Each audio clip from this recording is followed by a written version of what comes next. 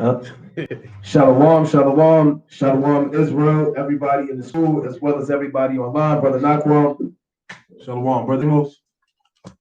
coming back at you with another Sabbath service, giving all honor and glory to Yahweh by Shema Mashiach Malak Yahushai. Salakia for the late beginning. We're going to kick it off in the book of Acts, chapter 18 and verse 4. You got it. I'm going to read it. It's the book of Acts, chapter 18 and 4.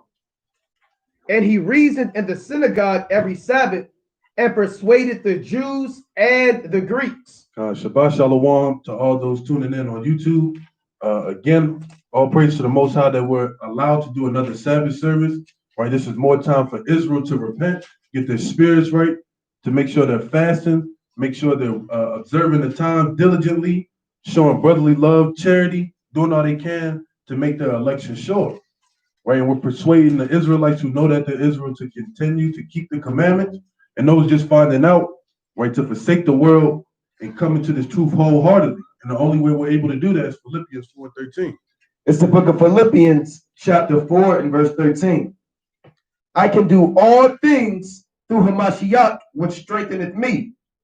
Right, through the spirit of Yahweh Shem Yahushua, we're able to go over these precepts, get these dark sayings, able to break down prophecy, and ultimately able to know who we are, and that's Yasha Allah, right? To come back to the fold, right? That's right. And again, we're going to go back to where we left off. Like Amos said last week, this would be a series that we're covering the Sermon on the Mount. We went through Matthew chapter 5, 1 through 17, touched on the law. We went into the Old Testament, certain prophecies that Yahweh Shah fulfilled in the Psalms and the prophets and in the law. We covered being meek, being humble, and different basics that brothers need to know to build yourself up in the truth. We're going to continue in that same lesson where we left off at Matthew chapter 5 and verse 18. It's the book of Matthew, chapter 5 and verse 18. For verily I say unto you, till heaven and earth pass, one jot or one tittle shall in no wise pass from the law to all be fulfilled. Right, so the verse before, if you missed it, we went through all the prophecies from the Old Testament that was spoken of the prophets about Yahweh Shah and what he fulfilled, what he should fulfill, and what he did fulfill. Right? So in this verse, he's saying, till heaven and earth pass, and we know that heaven and earth are still abiding to this day. Right? Heaven and earth are going to be here forever. Right? So the earth, as we know it, is coming to an end. Right? So this is the end of Esau's earth. Right, the beginning of Yasha Allah ruling forever and ever. Right? So it said, till heaven and earth pass, one jot or one tittle shall in no wise pass from the law till it all be fulfilled. Meaning that the law still stands to this day. Right? The law shall stand forever. Right? Let's go to Baruch 4 and 1.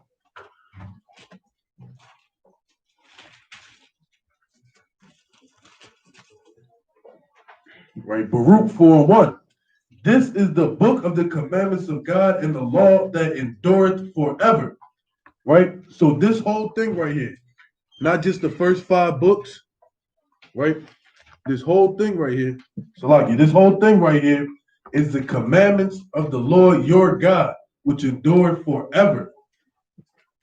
All they that keep it shall come to life, but such as leave it shall die. So this book right here is life. Right? The only thing that's keeping you from death right now is keeping these laws, statutes, and commandments and the faith of Yahweh Shem Yahushua and the mercy of Yahweh Shem Yahushua. Right? That's mercy for all you Israelite brothers and sisters to find out who you are to keep these commandments. Right? That's mercy because you just found life. But if you leave it, that's death. Right. Yeah, don't let these Christians fool you, tell you the law is done away with. We were kind of joking about it before we started the lesson where Creflo Dollar said you can't keep the 10. Or if you keep the 10, it's a sin, right? But you have to keep the laws. The laws are going to be enforced in the kingdom of heaven, right? The laws will never be done away with, right? So I want to get a precept to link up what Amos is bringing out as Psalms chapter 117 and 2.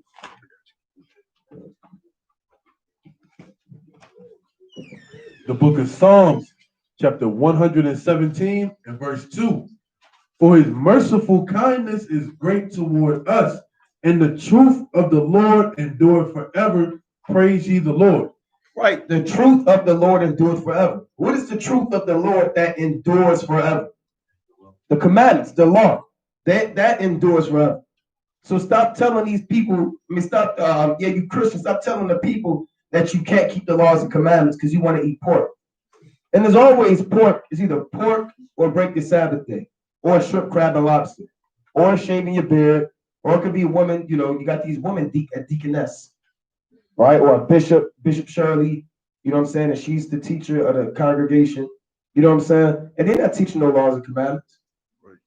And when I was growing up, so like my great grandmother was the pastor of the church, man. Right? And guess what we learned? Nothing. Except old stories from down south. Yeah, no, not even that, nothing. Right? Turning milk into butter. She's used all types of madness, man. Right? Let's go to that. God, this is Psalms chapter 119 and 160.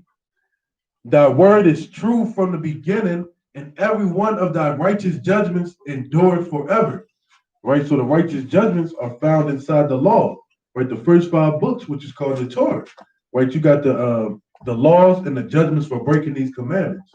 Right? The judgments that happen to these people are righteous and they endure forever. Right? And I got a precept. Go. Then you get. I believe it's Michael. Con. So you have even we went into this yesterday. We dealt with a brother out there teaching, and he was saying, well, nobody can keep the law, nobody can keep the commandments. And we can even, this could be a lesson within itself if the Spirit have it go that way. You can even go to the accounts in the New Testament where you have even the apostles who walk with the Lord telling you certain commandments which are found in the Old Testament. So even after the death of Yahushua, why do you still have certain men like James, Paul, John, Peter reinforcing laws and commandments if they're done away with? And I'm going to get a few examples after Amos brings precept up. God. So to let me back on what the brother Nachman was saying, that even in the kingdom, we're still going to be keeping the laws. Right? This is Malachi 1 and verse 11. For from the rising of the sun, even until the going down of the sun, my name shall be great among the Gentiles, and in every place incense shall be offered unto my name, and a pure offering for my name shall be given among the heathen, saith the Lord of hosts. Right? Even in the kingdom, there's going to be offering. Right? You're going to have the elect men that are set up to govern these heathens. They're going to enforce them to come and do offerings to the Lord. Right? They're going to force them to go and do Passover in Jerusalem, Pentecost in Jerusalem, the Feast of Tabernacles in Jerusalem. These laws are going to be enforced forever and forever. Right? There's no slipping away of any laws. Right? Just because we're not offering up animal sacrifices, you're making offerings by doing what the Lord commanded you to do.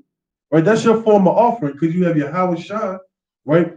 Who is that continual offering for you to get right. Right. And Yahushua taught the law. Right? Straight up. We all know that. If you love me, keep my commandments. John 14 and 15. John 15 and 10 say the same thing. Right? Even as I have kept my Father's commandments and abide in his love. So why is the Lord telling you to keep the laws and commandments? Right? Because this is how you show your faith in the Most High. Right? First, I'm going to go to 1 John 5 and 21. Right? Let's go to 1 John, the 5th chapter, and verse 21. Now, these are certain examples of how even your forefathers reinforced the laws and commandments. Yahushua said, one jot or one tittle shall not pass till all be fulfilled. Right? It reads, little children, keep yourselves from idols. So why is John telling you can't have idols if the law is done away with? We don't have to keep the laws and commandments. Why in the book of 1 John, he's telling you not to sin? So let's go to James 2. And let's get another example. Real quick, James chapter 2 and 9. Right? Don't let them tell you, man. You gotta have these precepts. And the thing about this is they like to run to the New Testament. Right? So you can stay in the New Testament and deal with them thoroughly, man. If you go to the Old Testament, you could justify it through the Old Testament, but sometimes they don't want to hear that. They'll say that's done away with too. Now you kind of digging the hole with them. You want to stick to the point. Stay in the New Testament with them, man. Stay in the book of Acts with them and cut them up. The whole book of Acts, the whole book of John, and deal with them thoroughly, man. Right? This James chapter 2 and 9. It reads, but if they have respect to persons, ye commit sin. and are convinced of the law as transgressors. See that? So if you have a respect of persons, that's a sin. And you're a transgressor of the law. So James is telling you, you better not break the law. Right? And respect and not having a respect of persons, that goes back to the law. All right, that goes back to the law. When you read Deuteronomy, right? Deuteronomy, the first chapter. All right. You got something? The last book of the Bible, or the last page of the Bible, Revelations 22 and 14, right? And it tells you, blessed are they that do his commandments, that they may have right to the tree of life and may enter in through the gates into the city, right? So the only way that these Israelites are going to make it into the city, which is that continuous city, Jerusalem, right? The land of Israel, that they keep the commandments, right? You're not getting in if you're keeping half the commandments. You got to keep all the commandments, right? I hear Israelites say you can't keep all the commandments. Well, that's true, but are you striving to do better the next day, that you're not offending in that same sin that you were offending in yesterday? Right? Are you making your election sure by doing better day by day? Right? Are you doing what the Lord commanded you to do? If you're not doing that, then you're not going to make it. Right? Because the only way to make it is by keeping these commandments. Right? And examining yourself. Right? I spoke with a brother yesterday about that. That's how you know the Lord is dealing with you. He gave you the opportunity to examine yourself today. Am I doing what the Lord commanded me to do? Am I half-assing this walk in the truth? Or am I going wholehearted? Right? Examining. Right? That's mercy from the Lord. Right? And every man that's righteous and every woman that's righteous are going to examine themselves daily. Right? When you wake up, all right, where did I offend at yesterday? Before you go to sleep. Well, I offended in this. Well, tomorrow I'm going to make sure I go harder so I don't do the same thing I did yesterday. Right? This truth isn't a sprint. It's a long endurance race. Right? You got to endure into the end. Right? You're going to get thrown rocks in your way. You might trip and stumble. Right? But you got to get up. Right? And be ready to overcome that obstacle the next day. That's right. That's right. Here's another example about keeping the law. Right? This Paul. Right? We got 2 or 3 witnesses. Right? That's the law. Right? Then Yahweh tried to tell you that in Matthew 18. If he will not hear thee, take with thee 2 or 3 witnesses. Right? That's from the law in Deuteronomy 19. But let me get this in 1 Timothy chapter 5. 1 Timothy chapter 5 and 18. I'm going to start at 17. 1 Timothy chapter 5 and 17. Let the elders that rule well be counted worthy of double honor, especially they who labor in the word and doctrine. For the scripture saith, thou shalt not muzzle the ox that treadeth out the corn, and the laborer is worthy of his reward. So Paul is telling Timothy about the scripture. Sometimes when you see the word scriptures, is making reference to the Old Testament, because Paul wasn't walking around with the book of John. He had a book of James. You know what I'm saying? Paul wasn't walking around with the book of Revelation. Paul didn't know nothing about the book of Revelation, right? So he broke down the book of Revelation to him, that'd be new to him. He didn't know that. We know that now. So when it speaks about the scripture, speaking about the so-called Old Testament. That's why John 5 and 39, Yahushua told the people, he said, well, look, search the scriptures for them, for they testify of, and in them you shall have eternal life. So he said, if you go look in the Old Testament, you're going to read about me. You're going to find prophecies about me. So the scriptures going back to the law in Deuteronomy 25 and 4. Thou shalt not muzzle the ox that treadeth out the corn, and the laborer is worthy of his reward. So even Paul is telling you that you still got to keep the law. It still has to be applied even to elders and men that go out there and do the work. And again, there are many other examples we can go to just to show you how the law is still here. Every time we out there teaching, that's probably, if not the most combative argument we hear. You can't keep the law. We under grace, right? They say God died for my sins. Like the Most High has immortal life, man. So let's go back to Matthew chapter 5 and 17. Right? And brothers, they put good precepts on the comment board too. Matthew 5 and 18. Right? Matthew chapter 5 and verse 18. For verily I say unto you, till heaven and earth pass, one jot or one tittle shall in no wise pass from the law till all be fulfilled. Right. Now, I'm going to read this on a commentary for the word jot and the tittle so brothers can understand. Right. So a jot is the Greek for the Greek word iota, which when we say, some people say it doesn't make one iota of a difference. That's the saying in the world. The brothers heard that. It is the nearest Greek equivalent to the Hebrew yod, the smallest letter of the Hebrew alphabet. And a tittle, which is the Greek word which means horn, was used to designate a slight embellishment or extension of certain letters, somewhat like the bottom of a J. So basically, not the smallest thing. That's all it means, a jot or a tittle. The smallest thing is not going to pass from the law to all be fulfilled. So everything still has to be kept. All right, that's what the word jot and tittle just goes into the smallest thing within the Greek or the Hebrew alphabet. God. That goes another way, an easier way to explain it as well is Luke 16:17. And it is easier for heaven and earth to pass than one tittle of the law to fail. Right? So that's just a precept to the same verse. Right? If somebody doesn't understand what it's saying, well, we can go to the next book and it breaks it down in a simpler form. Right. It is easier for the whole earth to be destroyed and it be no more than for the law to pass away. Right? Verse 19. Whosoever therefore shall break one of these least commandments and shall teach men so, he shall be called the least in the kingdom of heaven. But whosoever shall do and teach them, the same shall be called great in the kingdom of heaven. Right? So that goes into your false pastors. Right? That goes into the false prophets who are out on the highways and byways telling you that the law is done away with. Right? That goes to everybody who's not speaking, thus saith the Lord. Right? We can go to Isaiah 8 and verse 20. Right.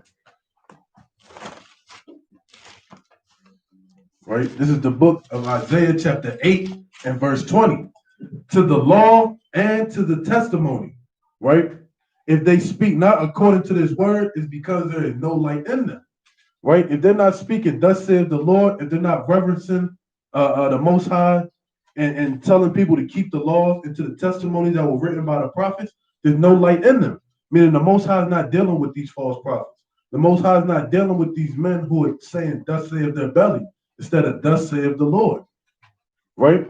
And then I'll let you get your precept. Go. Then we can go to James chapter 2 and verse 10. Right?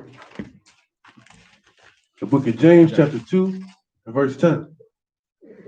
It's the book of St. James chapter 2 and verse 10. For whosoever shall keep the whole law and yet offend in one point, he is guilty of all. Right? So you could say, I don't go off. We had a brother who used to say that in the camp. I'm perfect. I don't sin at all. Right? Lo and behold, the brother's not with us no more and wax worse. Right? So if you fulfill everything but you break one, you're still guilty of breaking the whole law because no sin is greater than the next sin. Right? Because sin is sin. You entertain one sin, you're still treading on the doorstep of death. Right? Right. So if you break one of the least commandments, like let's say you may say, well, I don't murder nobody, but I'm not going to wear fringes. That really don't matter. Right. You hear people say, you think God is going to kill me for not having fringes on? I've heard women say, God is going to kill me for not wearing a dress, right? A head wrap. It may be a least commandment, but you're going to get utterly put to death, man. And burnt with fire and brimstone in the land of the living for even thinking that the Most High's commandments are minuscule, man. Right? So from the greatest commandment to in your opinion, what you think is the least, you got to keep them all. It's lucky. Every single one. There's any law you can keep in Babylon the Great, keep it. You got people saying you can't keep the feast days because we in captivity. Where is that at in the Bible, huh? Right? Our forefathers always kept the high holy days. The Passover, Pentecost, Feast of Tabernacles, all of these high holy days still can't be kept, right? Now, there are certain commandments that you can't keep that deal with like agriculture, garden, horticulture, different things like that, tithing, the priesthood. Those things can't be performed. But what you read, you find out that you was breaking those commandments, you repent, acknowledge that sin, you begin to keep those commandments. And if you begin to teach somebody, well, brother, there's a brother now, he's teaching that that the fringes are Babylonian and they're wicked. You see that? They call them Babylonian wicked fringes. That's his new thing.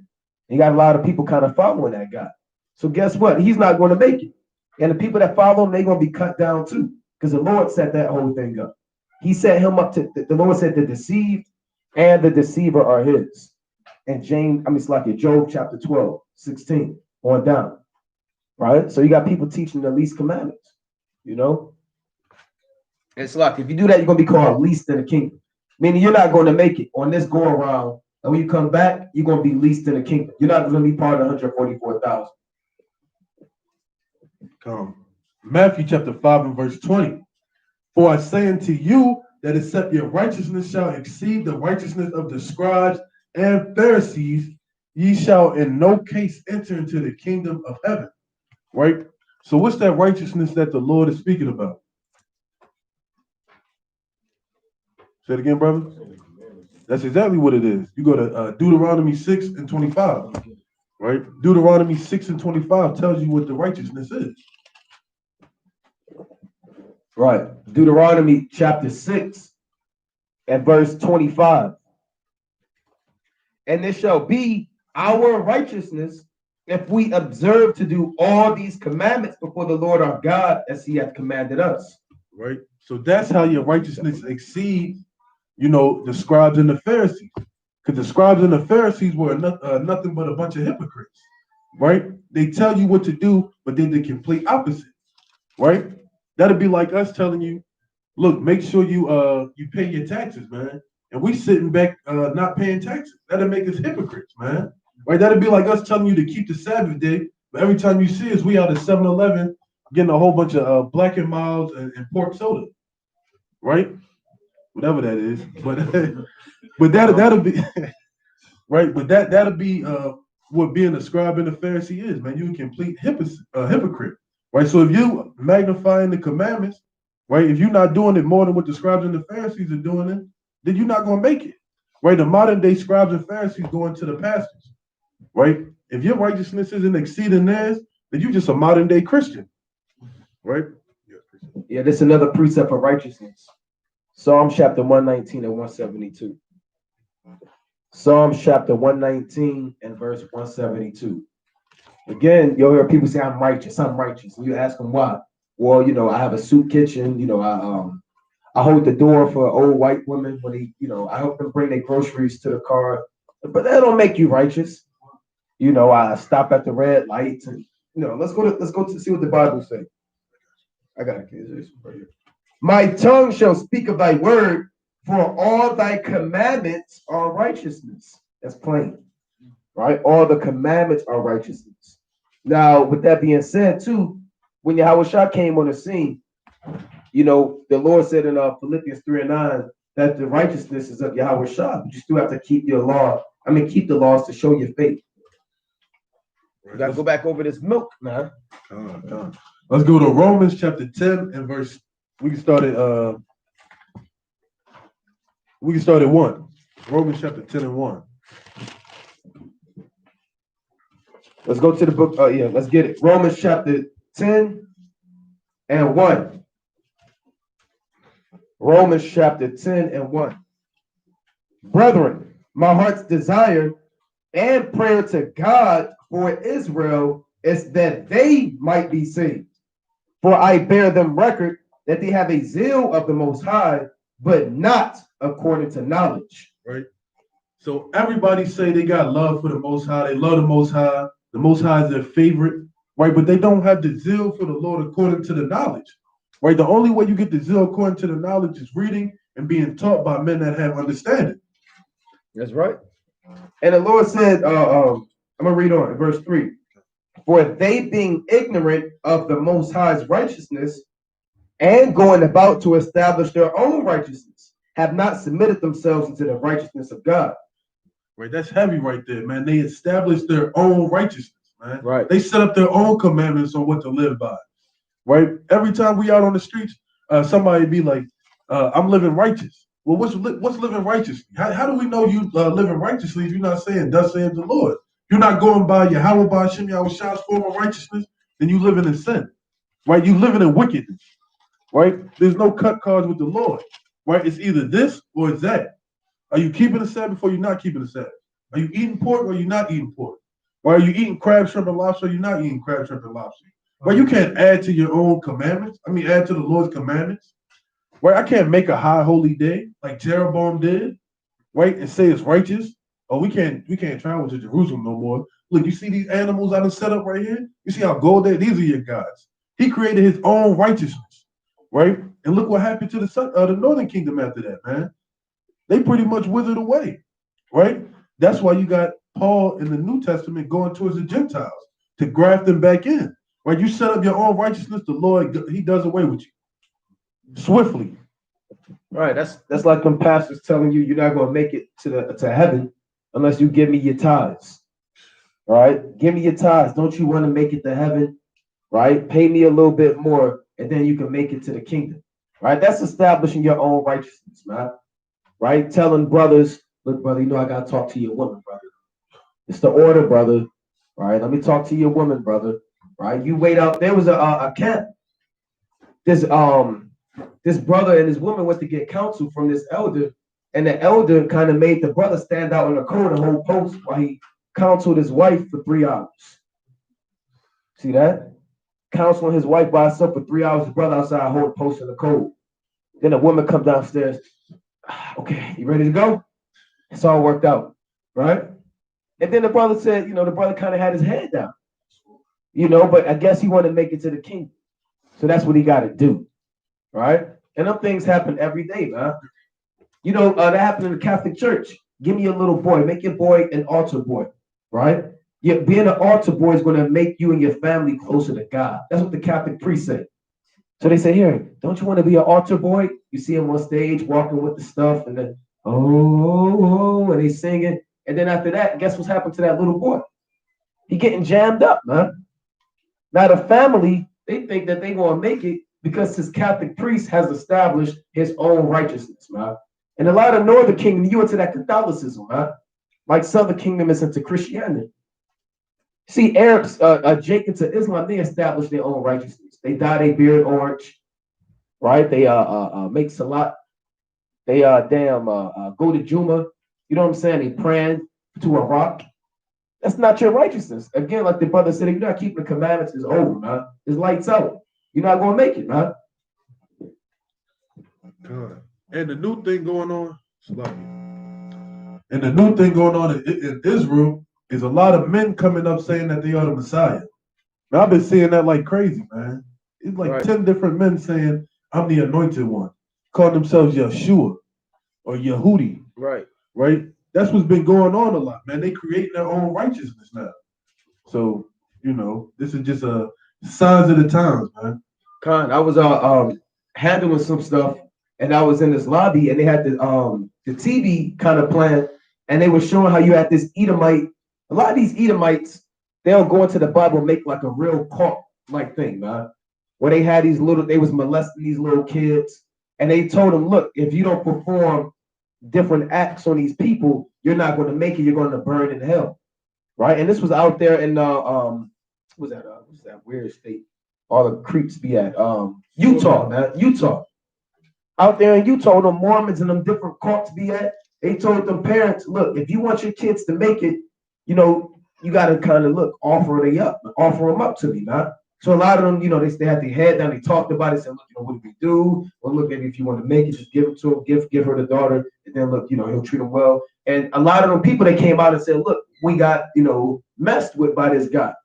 So everybody want to take the Bible and try to establish what they deem as righteous instead of keeping the laws and commandments. I got a quick precept on that. This is Matthew chapter 15 and 7. Right? St. Matthew chapter 15 and verse 7. Matthew chapter 15 and verse 7. Ye hypocrites, well did Esaias prophesy of you, saying, this people draw nigh unto me with their mouth and honor me with their lips, but their heart is far from me. But in vain they do worship me, teaching for doctrines the commandments of men. See that? That's plain. In vain you worship the Most High, teaching the commandments of men. And that's what the scribes and Pharisees would do. Huh? You can't take this many steps on a Sabbath day. That's your own righteousness. You have to offer up. Like the brother Kenneth King said, you can't teach on the Sabbath. That's right. You can't teach on the Sabbath. Somebody told us on the live, you can't do live streams on the Sabbath. Right? Can you really do that? Yeah, you can do that, man. People they got their own doctrines, man. You know, brother, you know you can't turn on your lights on the Sabbath, but you know you want to make it to the kingdom. That's kindling the fire, you know. So it's complete foolishness, man. They established their own thing. This First Timothy chapter 4, and verse 1. Now the Spirit speaketh expressly that in the latter time some shall depart from the faith, giving heed to seducing spirits and doctrines of devils, speaking lies and hypocrisy, having their conscience seared with a hot iron. Right? So the Lord is telling you that we're living in the last days, man. Right? You got people giving heed to seducing spirits and doctrines of devils. Talking about the Passover, you're not supposed to eat actual lamb. Right? That's a seducing spirit, man. It's like a quick point on that. They say for the Passover now you can eat fried chicken, macaroni and cheese. I've seen Jake cooking their own, doing their own thing. I seen somebody had hot dogs last year for the Passover. So we doing it up. I got unleavened bread and hot dogs. I know people know what I'm talking about. We seen that. Yeah, they had hot dogs, Vienna sausages, Ritz crackers, club crackers, mac and cheese, Fagos, orange pop soda. And they talking about, look, we doing it in the name of the Lord. They're like a damn cookout, man. Burgers on the grill for the Passover. No, brother, you got the lamb, you got the bitter herbs, you got the unleavened bread, you got the wine, man. And that's it. Right, and the Passover isn't a big party, man. Everybody shouldn't come to your Passover. Everybody shouldn't be invited to your Passover. Right, that's a solemn assembly, when you get together. It's a serious feast day, man. You do the Passover wrong, the Lord will kill you, man. Right? Because now you're defaming the body of the Lord. Right? You mixing your wine with juice. Yeah. Right? You breaking the bones of the Lord with your lamb. Right? You putting hot sauce on the bitter herbs. Right? The Lord will kill you, man. Right? You got to do it exactly thus says the Lord, man. That's people adding to their righteousness. Well, the Passover is how I want to keep it now. Oh, well, I can eat bread with yeast in it, right? Just not the first day and the last day, right? The Lord said if you eat any leaven during that time, right, you're going to be exiled from your people. Pretty much you're going to be put to death. Yeah, you got people saying, I'd rather have Hennessy instead of wine. It's a little bit stronger, right? I want to really feel it. You got brothers that come strictly to the Passover to get drunk, right? Show off their garment. Yeah, show off their garment and get drunk, right? They sit up there at the Passover, I'm full, right? That was a good dinner. It's not about it being a good dinner, man, and you full and drunk, So again, like the brother said, that's people you got trying to establish their own righteousness, man. I got another precept, Titus, chapter 1 and 16. Right? Titus 1 and 16, man. It's a damn shame. Titus chapter 1 and verse 16. The book of Titus, chapter 1 and verse 16. They profess that they know Yahweh, but in works they deny him, being abominable and disobedient in every good work reprobate. That's plain. Right? You profess you know God. Jesus is in my heart. I know God, baby. We done with this old so-called old Eve yesterday. She was 79, right? And she didn't know what was going on. Yeah, she was lost, man. She was talking about the church on Park Heights she wanted to get into, but they won't let me in, right? So people, they say they profess that they know God. I showed her a picture of white Jesus. I said, who is this? She said, that's the good Lord from above, baby. And we pulled up the image, and then she really didn't know what was going on. So people profess that they know God, but when it's time to show the works, you can't prove it, man. Because into all of the good works, you got a reprobate mind. Still eating pork. People got chitlin juice all in their Bible pages. Come, baby. Let me show you what the Bible say. And they drinking the damn chitlin juice off their fingers, man. Right. This is Jeremiah chapter 10 and verse 7. Right? Well, I'll start at verse 6. Right? Because ultimately, all these doctrines, they come from the belly of men. Right? Whether it be the so-called white man, the Arab man, the wicked of Israel, it comes from some man. Right? They set up their own doctrines in their own mind that they feel like people, can be persuaded to follow.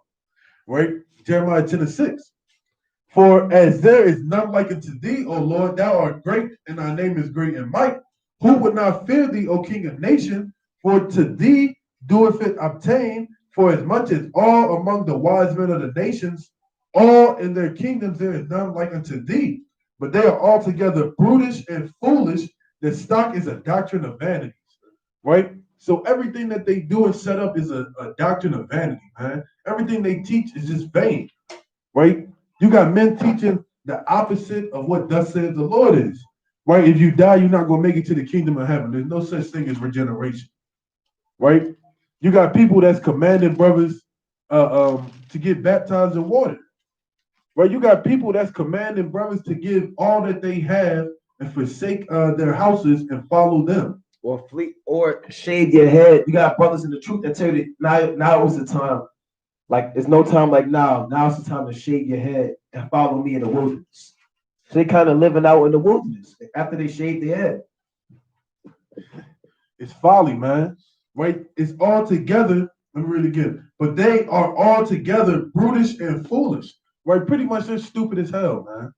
They're stupid as hell, man. Because you're making your own righteousness, you're making your own laws, you're establishing your own covenants that you feel are worthy in your own eyes. That's dumb as hell, man. That's a one-way ticket to a missile on your head in front of everybody, and everybody else about it. Huh. Let's go to Mark chapter 7, and I'm not going to read the whole thing, right? Let's go to Mark straight to the point. 7 and 5. St. Mark 7 and 5. We're going to see about how the Pharisees tried to establish their own righteousness. The book of Mark, chapter 7 and verse 5. Then the Pharisees and scribes asked him, why walk not thy disciples according to the tradition of the elders, but ate bread with unwashed hands? So they would turn tradition into law. They would make up things, like we said, every time you come into the school, you got to spin around 7 times for completion. That would be off, man. And then we kind of get on you if you don't do it. That's some of the traditions, that you have to wash your hands before you ate. There's no law, right? But they was getting on them for that. This is one of the traditions. Go on. He answered and said unto them, will have Isaiah prophesied in you of you hypocrites, as it is written, this people honoring me with their lips, but their heart is far from me. Howbeit in vain do they worship me, teaching for doctrines the commandments of men. Right. For laying aside the commandments of Yahweh, ye hold the traditions of men, as the washing of pots and cups, and many other such like things you do. Yeah, they had a whole lot of traditions that Yahweh didn't even name. And these things were burdensome to the people when you read about it. So he laid heavy burdens on the people, man. You know? You can go on. And he said unto them, full well ye reject the commandment of Yahweh, that ye may keep your own tradition. For Moses said, honor thy father and thy mother, and whoso curseth father or mother, let him die the death. Right.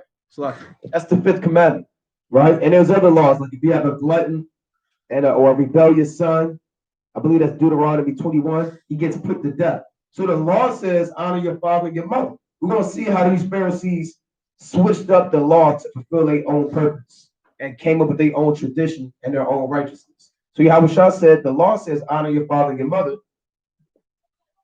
But ye say, if a man shall say to his father or mother, it is Corban, this is to say a gift, by whatsoever thou mightest be profited by me, he shall be free. And ye suffer him no more to do aught for his father or for his mother. Right. So what this is saying is, I'm going to read it again. But ye say, if a man shall say to his father or his mother, it is Corban, that is to say a gift. By whatsoever thou mightest be profited by me, he shall be free. And ye suffer him no more to do aught for his father or his mother. So let's say you had a situation where you had a brother who had to take care of his father or his mother, right? Rather it was with gold or money, whatever the case may be. Let's say you, brother, your parents are hard times, and honoring your father and your mother is not just by words, it's sometimes by actions. You may have to physically take care of them, right? So let's say you're walking around with $10,000 to go give your parents. If I see you with that, and I'm a Pharisee, and I say Corban, which means you got to give that money to me and offer it to the temple. But I don't give it to the temple. I put it in my pocket.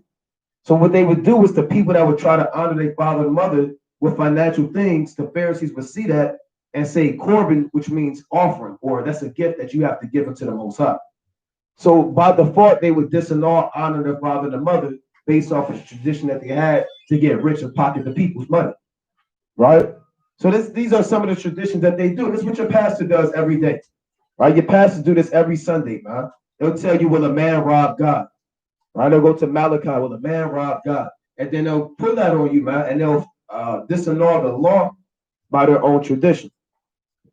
God, they do that to everybody's grandparents every Sunday, man. Yep. Everybody's grandmother goes to church and gets robbed, man. Right?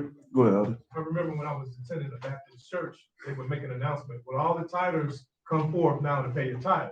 Yep. It puts pressure on people, and while you walking up front, the pastor is just like taking mental notes, like, okay. And then they'll say, okay, all the people who don't pay tithes, step up. And he's just like, damn.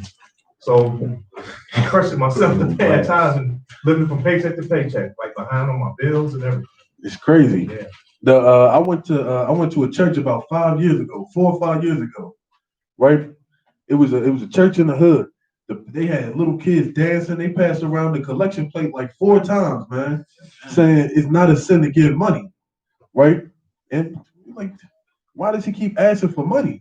Like, these people got to be tapped out now, right? They passing collection plate. You got the old men walking down, handing the plate on each side, right? Where's all this money coming from, man? Right? And then, lo and behold, I left out from that church. I got a flat tire. An actual key went into my tire. A key went into my. How does a key go into a tire? Right? That just shows you shouldn't be in these churches, man. Yeah, with surcharge fees $20. Right? These and then they got the mega churches, man. Imagine all the money these mega churches are making. Right? They got men and women coming from far out just to come see this one pastor. Right? He walking away with 10, 15 grand in the first sermon, and he got 4 more going on throughout the day. Right? They raping our people. They're robbing the children of the Most High, man. That's right. That's right. So you got to come out of these churches, man. You got to come out of these churches or you're not going to make it, man. You're going to be stuck in there doing your own thing. Right? So let's go back to that in Matthew 5. And those are the people that teach people to keep the least commandments. You can eat pork. Don't worry about it. God don't care what goes into you. It's about what goes out of you. It's about your heart, baby. Right? Now, that's what they do, man. Matthew chapter 5, and I'm going to read verse 20 again. And that's mainly like you Judite grandmothers, man. Right? A lot of you Judite grandmothers not going to make it, man. Right? All that soft talk lies that you've given us, man. It's about your heart. It doesn't matter. So like my grandmother, she lived in the church, and my father said, I will never have my kids grow up in the church because he saw all the stuff that was going on. Right? I know he's somewhere in the comments, but he can attest to that, man.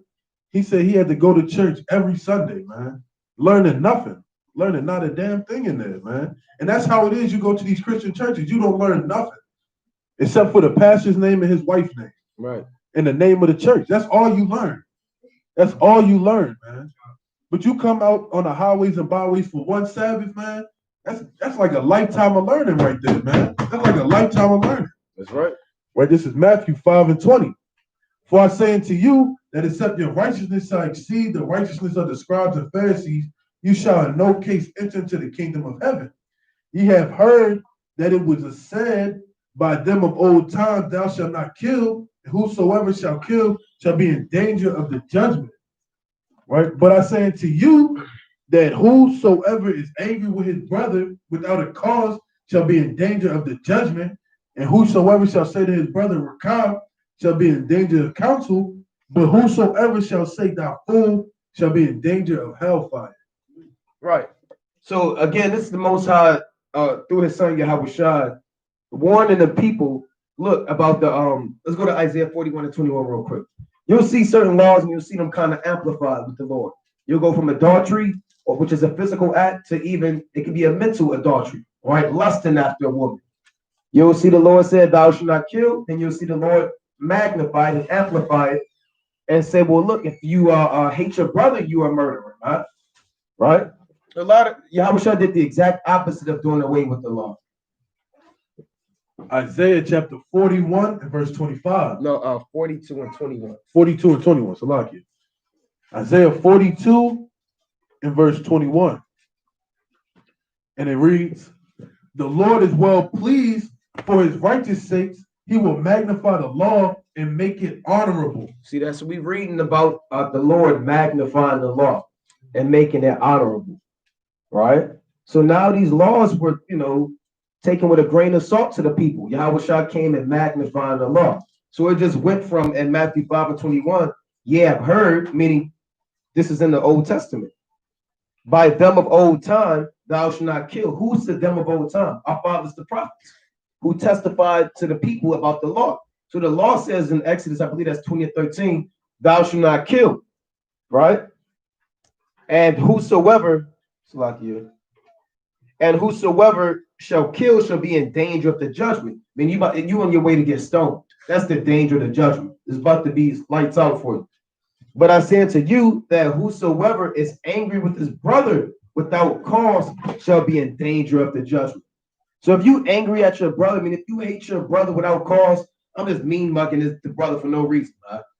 Every time the brother come around like this, that's evil, man. You don't salute. We had a brother, the same brother Amos talked about, the brother who said he don't commit no sin, and he's an angel on the earth. This same brother was angry at brothers without cause, man. He'll look at brothers, size brothers up.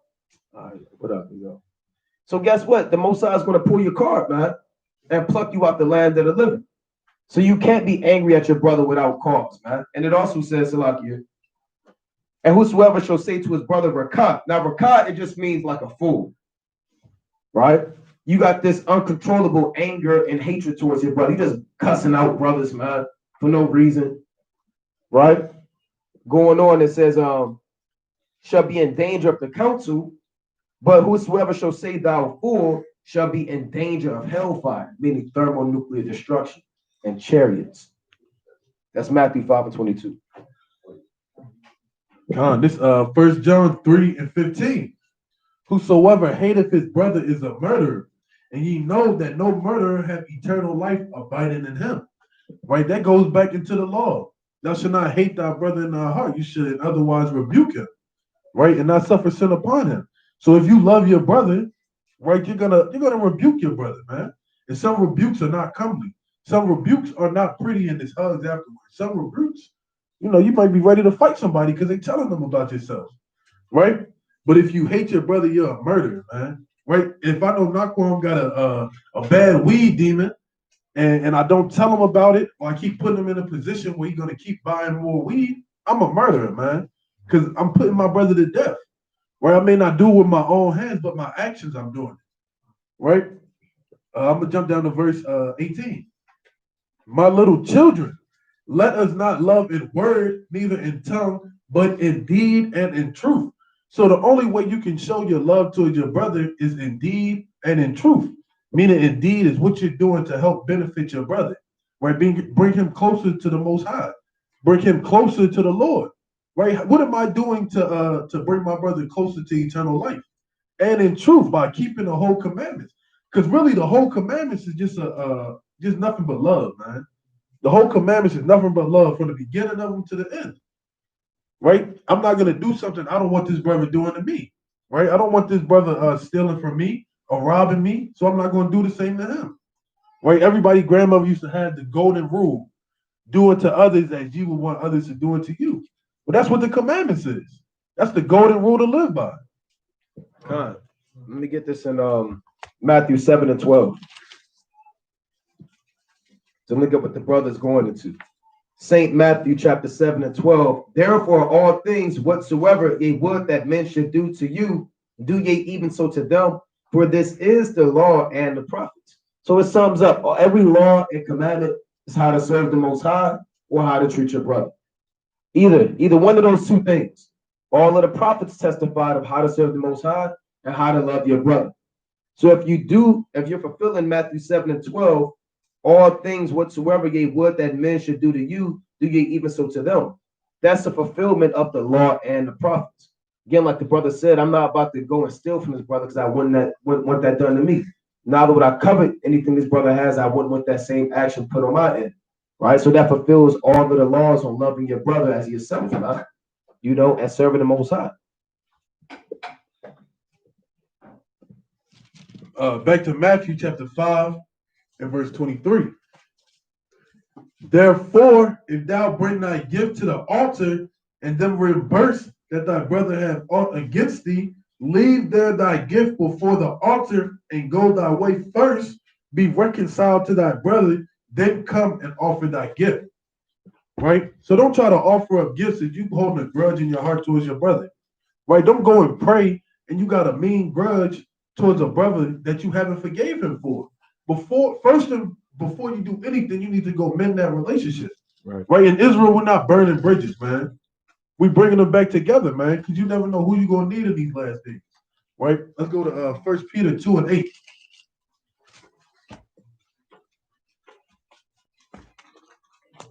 Right? 1 Peter 2 and 8.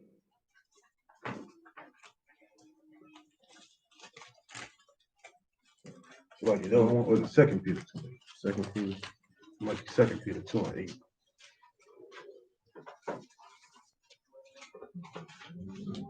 No, that's not it. Hold on, let me find it. While the brother going looking for that, I want to get this quick precept and Sirach 28. Yeah, like the brother saying, don't be sitting there you doing you fasting and praying for the Most High to forgive you, and you still holding a grudge with your woman, you know what I'm saying, or your brother, or whatever the case may be, man.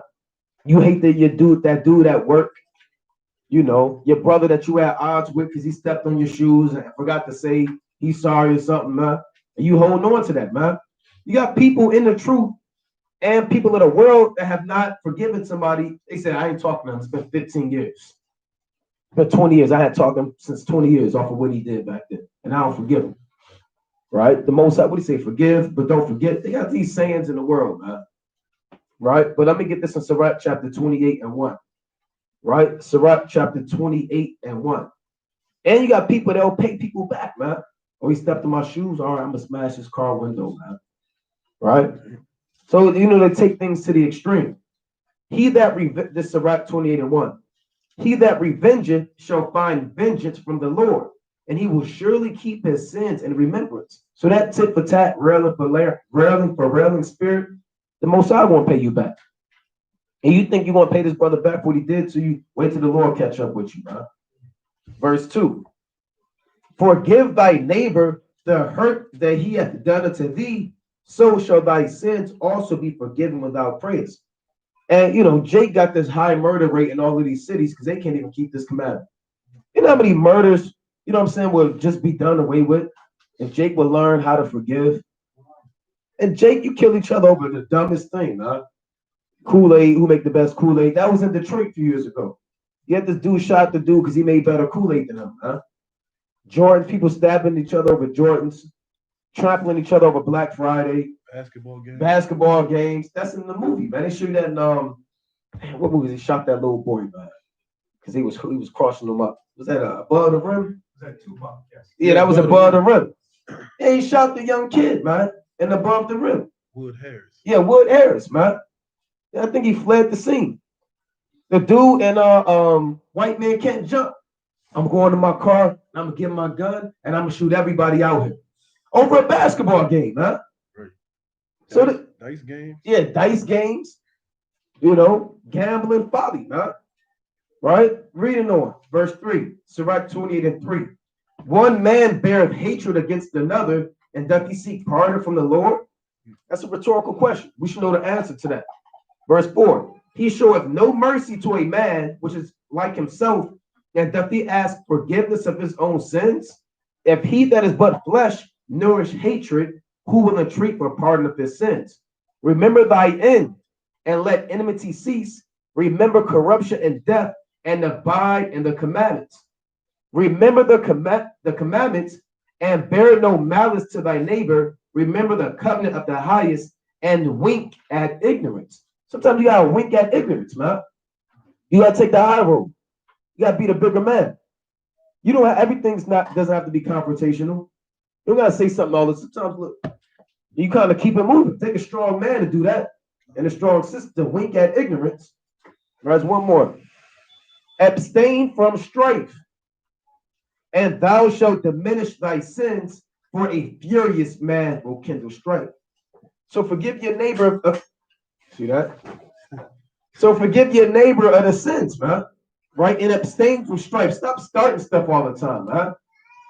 And being argumentative and combative with a brother. Relax, brother. Let it go. Let the Most High handle it, man. You're sitting there plotting and scheming on how you're going to get this brother back, man, for days and for months. Right? God, this is Matthew chapter 6 and verse 14. For if you forgive men their trespasses, your heavenly Father will also forgive you. But if you forgive not men their trespasses, neither will your Father forgive your trespasses. Right? So if you want your sins blotted out, right, you got to swallow that hard pill and forgiving your brother, man. No matter how heinous he might have did something, you got to forgive him. Right? It don't mean you got to deal with the brother like how you dealt with her before, right, or the sister how you dealt with her before, but you got to forgive that person, man. But you can't hold hatred and malice and anger and envy and all these other abominable traits in your heart, man. Demons. Yeah, those are demons, man. Right? Stuff like that will consume you, man. Yep. Now you got a revenge demon on you. Right? I can't wait till I see this brother, man. I'm gonna do X, Y, and Z. Right? You contemplating on that rather than repentance. Right? And it'd be like that with these debates with Israelites online. Right? It's a brother that I follow on Instagram, man. All he does is bash Sakari and bash camps, man. It's like what do you gain from that, brother? Right? What do you really gain from that? Trying to bring down another brother. Right? That's showing malice and hatred in your heart. If you was I got you, King. If you was truly a man of the Lord, you will reach out to the brothers in Sakari and say your piece and let them say their piece, and you will mend it. You will mend it instead of spewing hatred online, man. Because a lot of people don't realize they're going to be judged for what they put online too. Right? All the stuff you put on Instagram, right, leading people astray, you're going to be judged for that. Instagram accounts, all they do is bash Northern Kingdom. That's all they do. Why they not Israelites? Yeah, you got a it's a camp called the Hispanic Hebrew Israelites. All they do is bash Southern Kingdom, saying we're Canaanites, right? We're monkeys, all this stuff. It's like, dang. The Lord is Hispanic. Yeah, the Lord is Hispanic. First off, what the hell is Hispanic? Where do you find that at? Where do you find that at? Right? If you're so-called Hispanic, you should be saying I'm an Israelite from whatever tribe you're from. You should never say I'm a Hispanic Israelite. Right? That's folly and foolishness. This Ephesians 4 and 26.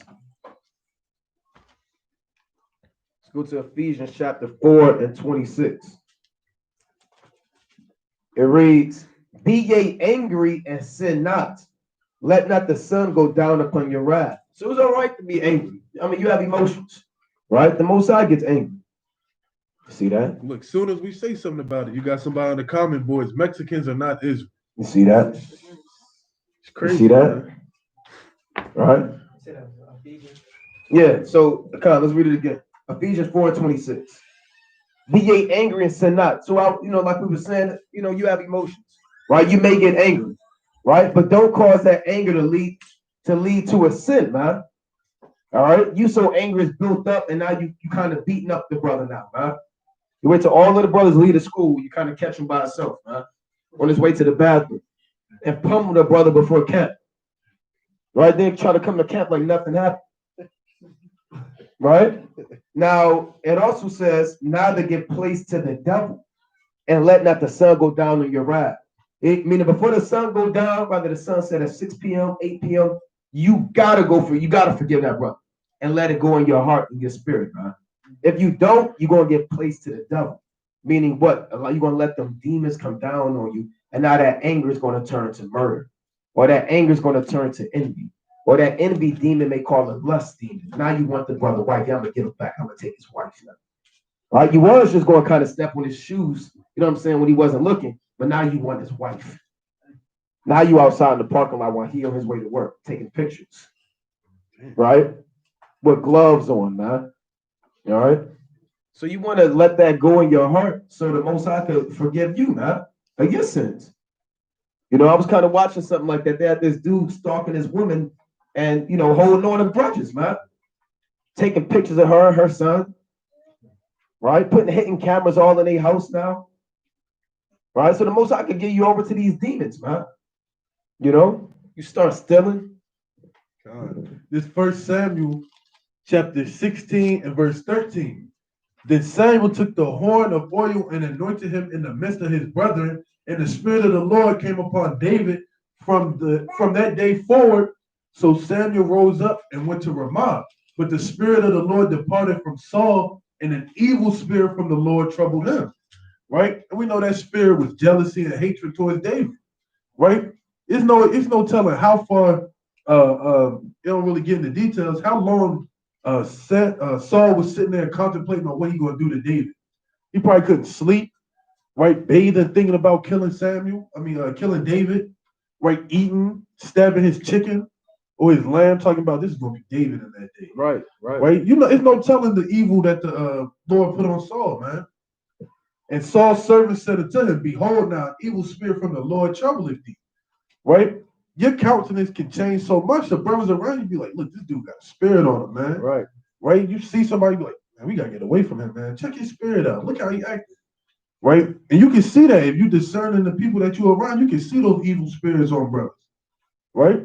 That's why you can't be so quick to give brothers that benefit of the doubt, man. Right? A brother's intentions may not always be good. Come. Let's go to St. Matthew chapter 18 and verse 21. Yeah, that forgiveness is heavy, man.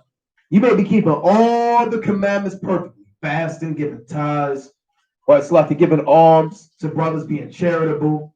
You know all of the breakdowns, the prophecies, but you that one grudge is going to get you put to death. Matthew 18 and 21.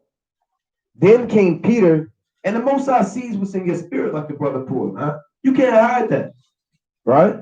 Matthew 18 and 21. Then came Peter to him and said, Lord, how oft shall my brother sin against me and I forgive him? Till 7 times? So is there a limit on how, often I got to forgive my brother? Yahushua said unto him, I say not unto thee until 7 times, but until 70 times 7, meaning infinite times. Not literally, 490 times. Then after that, now you can start hating your brother, right? It's literally an infinite amount of times. It could be within a span of 24 hours, your brother just offend you 8 times that day, man. He step on your shoes, you know what I'm saying? Kind of spit on you, right? He catch him looking at your woman, all in one day, man. And you guess how many times you got to forgive him? All of those times. Now you gonna rebuke the brother, correct him, but you got to forget that in your heart. I'm gonna jump down, right? Matthew chapter 18, and I'm gonna jump down to verse. Well, I'm not going to get that whole account. You can read that parable on your own, right? You can read the rest of this chapter and read the parable for how the Most High will destroy you if you don't forgive your brother. This Proverbs chapter 5, we can go to verse 21. Proverbs 5 and 21.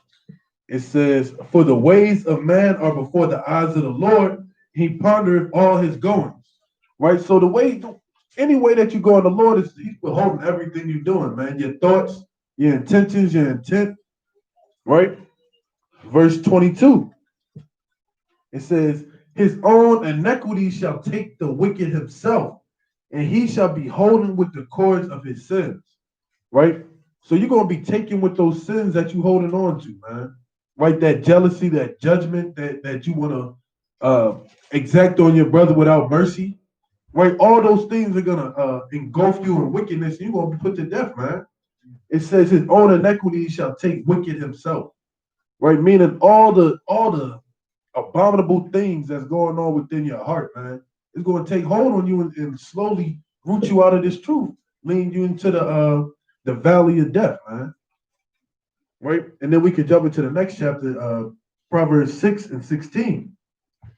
These things, these 6 things do the Lord hate. Yea, 7 are an abomination to him. A proud look, a lying tongue, and hands that shed innocent blood. Right? You could be walking around with a proud look, like, and you see these Israelites, man, look, they ain't on my level. Look at that camp right there. Yeah. Diet Israelites, these fake Israelites, whatever these camps be calling other camps, man. Black Hebrew Israelites. Yeah, black Hebrew Israelites, they really hate us. Don't nobody hate. That's a sin to hate. Now you bearing false witness. Right? You gotta repent for that. A lying tongue and hands that shed innocent blood, a heart that devises wicked imaginations, right? Like we just read about Saul, right? A heart that devises wicked imaginations. How you gonna get over on your brother, right? Feet that be swift and running to mischief, a false witness that speaketh lies, and him that soweth discord among brothers, right? All these things the Lord hate, right? And that's those wicked spirits, man. Those wicked spirits, they fester in people whenever they're not living righteously. If your hand's not clean, those wicked spirits are gonna devour you in the sight of everybody, right? You're gonna be an example to the congregation. That's it. So we can go back to the book of Matthew. So the Lord was breaking everything down, man. Right? Everything down. So we're back in Matthew chapter 5, and now we in verse 25. So show that forgiveness, man. All right, show that forgiveness. Rather it's in a relationship between a husband and a wife, between you and the brother, you and your household, you know. Matthew 5:25. Agree with thine adversary quickly, whilst thou art in the way with him, lest at any time the adversary deliver thee to the judge, and the judge deliver thee to the officer, and thou be cast into prison. Right, now, dealing with our people, right? Sometimes you deal with our people that may be your adversary. You don't always have to be the brother that's on edge all the time, man. Right? You agree with your adversary quickly. If your brother, and you got to learn that in this truth too. There was a brother that told me that every house he lives in, he gets put out the house, right? For teaching the word to everybody in the house or bringing out the truth. I said, brother, you don't have to do that all the time, right? If you know they're not going to get it, they're not going to get it. You don't got to keep beating at a dead horse, man. You know they're not getting it. Every time you bring it out, they stab you and beat you up. Now you want to keep bringing it out. Sometimes, look, if they don't get it, look, all right, yeah, you know, you're right, whatever, and keep it moving, man. You know what I'm saying? Jake, when you deal with Esau, agree with your adversary quickly sometimes, man. Right? There'll be plenty of times when Esau roll up to the camp and he may kind of tell us something. It could be one account where it could be one situation where we kind of, man, you man, F you, man, you an Edomite, and we all flip over the car, man. Or we start reaching for his gun, right? What's gonna happen? We all gonna get jammed up, man. Right? But if you agree with your adversary quickly, all right, officer, all right, you have a nice day, and kind of keep it moving. Now you can kind of say what you want to say under your breath, but you know what I'm saying? You tell, you know, all right, officer, good morning. You know what I'm saying? All right, good night, whatever. You know, you get pulled over, Esau say, how's the day? You know what I'm saying? You don't have to sit there, hold on, and you pull up Revelation 13:10. Right? And you set up the camera, you hit the live stream, you know what I'm saying? And you start going off, man. You just got yourself in a worse situation. The Lord told you that he can deliver you to the officer, you'd be cast into prison. You know? This Sirach chapter 8 verse 15. Travel not by the way with a bold fellow, lest he become grievous unto thee, for he will do according to his own will, and thou shalt perish with him through his folly. Right? So don't travel with a proud man, somebody who's just stuck in their way. Right? You're gonna fall by his folly. Strive not with an angry man, and go not with him into a solitary place, for blood is as nothing in his sight, and where there is no help, he will overthrow thee. Right? So, you know, don't be going back and forth with no angry man. Don't be going back and forth with your adversary. Right? Ain't no telling what's on his mind. Ain't no telling how he's gonna act. Ain't no telling what his intentions are. Right? It says, strive not with a man, to go not with him into a solitary place. Right? And that goes into using wisdom too, man. If you get locked up, man, don't be kicking the cop, punching the cop, biting the cop, and spitting on him. Because you're going to be alone with that man eventually. Right? You're going to be alone with him. There ain't no telling what he's going to do to you. It's all these pictures of people going into jail cells looking all right. Then they come out, face half beaten up, one side of their face swollen. Right. Right? You got to be wise. You got to use wisdom in these situations. right? You don't always got to be that austere man that wants to fight all the time. Sometimes you just got to, you know what, you right. I'll go and do what I got to do, right? Matthew 10 and 16. All right, Matthew chapter 10 and verse 16.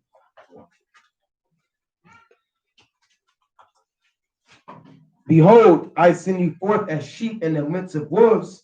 Be ye therefore wise as serpents and harmless as doves. You gotta be wise as a serpent, man. A serpent is known for having a characteristic for being cunning. Subtlety is wisdom when it's used in righteousness, man. Right? David was known for applying a lot of subtlety, man. Right? To escape the hands of King Saul. He dressed up his bed like he was in the bed. He feigned himself like a madman. And he did things and, he was low key and handled things in a wise manner, man. Right? So you have to be wise as a serpent out here and harmless as a dove, man. We always tell brothers that don't be at your, you're in your interview and you got a shirt on that say Black Hebrew Israelites on it, man. Right? With your mitre on and a staff. You showed up with a staff to your interview. Come on now. There was, you're not going to get the job, brother. Right? Don't even say, well, man, you're getting chastised by the Lord. Brother, you're getting judged, brother, for being a fool. Right? You have to have wisdom and discretion when you're in this truth. You have to know how to talk to people, what words to say, how to apply wisdom, how to move, who to avoid. All these things are profitable for you, man. This is all profitable. Right?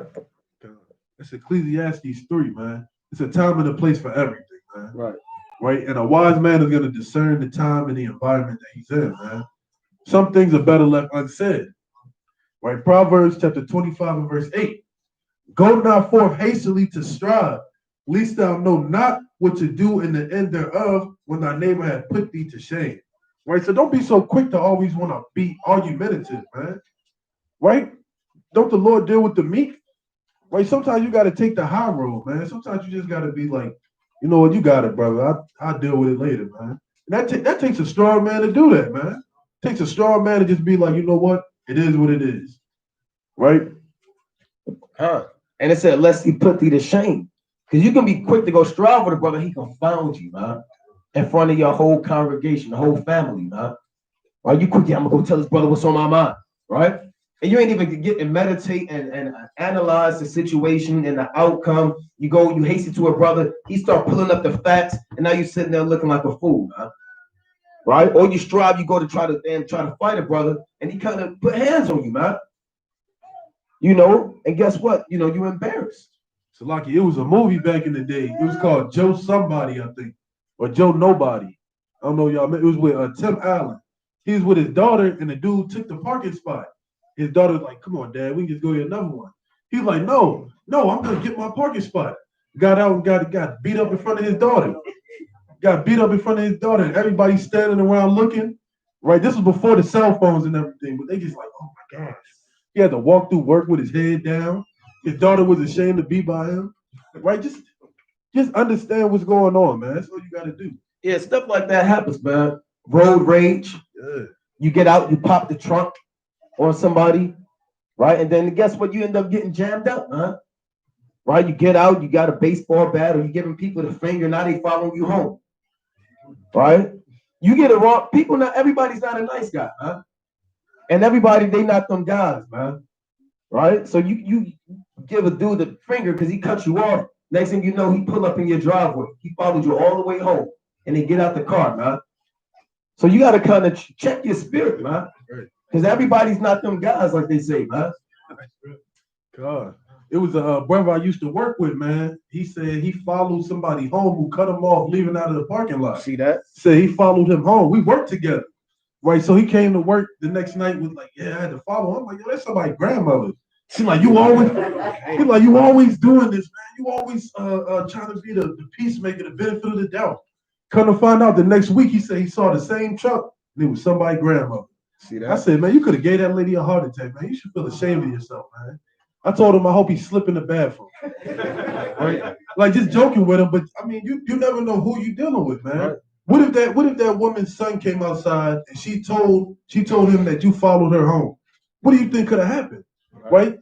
People don't use wisdom in these last days. People act in haste. Right?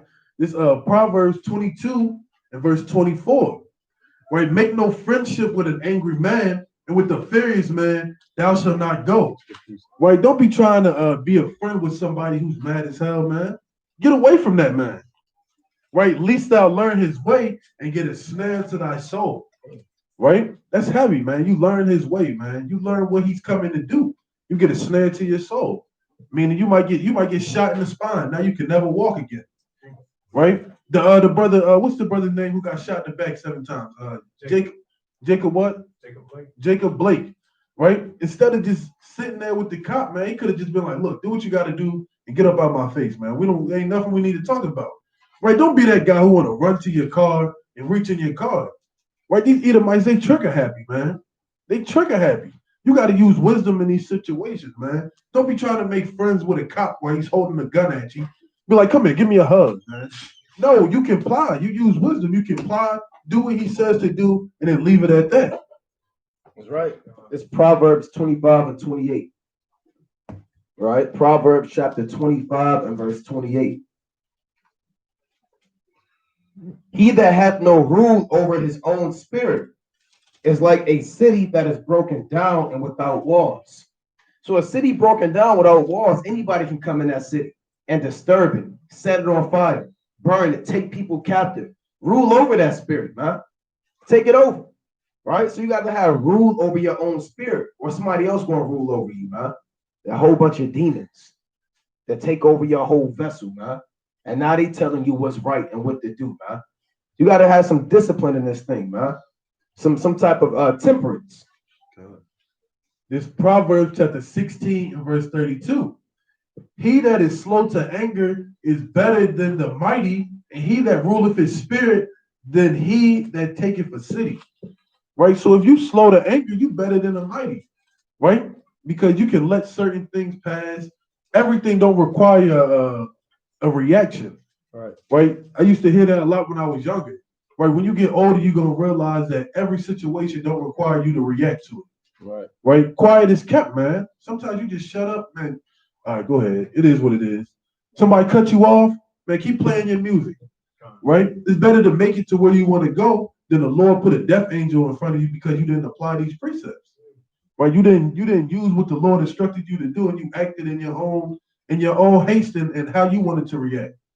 Right? It says if you don't have control over your spirit, you're like a city without walls, man. Meaning you open to anything, man. Everybody knew that hothead back in the day, right? 9 times out of 10, he either in jail or dead, man. Or he dead. There's a dude, me and the brother my pops grew up with. His name was Monty, right? We was 16, got beat up at a party. What did he do an hour later? He came back and killed the dude. Got 72 years, man, because he got beat up in front of everybody. So what, man? So what? Wasn't you there at the party to have a good time? Now look at you.